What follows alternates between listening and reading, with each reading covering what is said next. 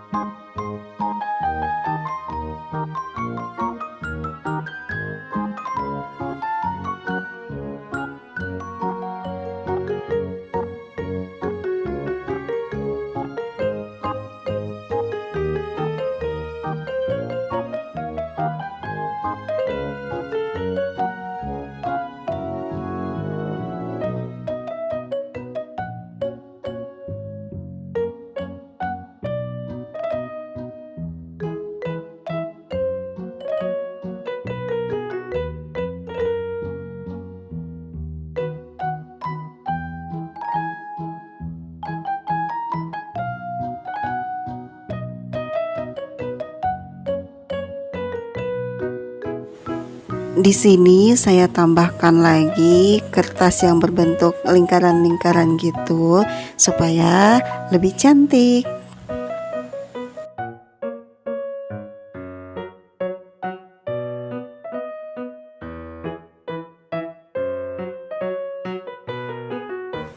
Dan yang terakhir di sini saya tempelkan kepada yang dituju, yaitu sahabat kita beserta namanya.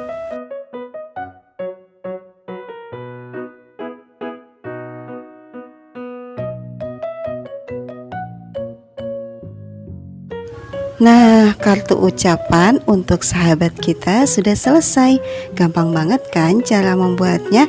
Terima kasih buat kalian yang sudah menonton video ini ya. Jangan lupa di like, di subscribe, dan kalian bisa komen di bawah ya. Wassalamualaikum warahmatullahi wabarakatuh.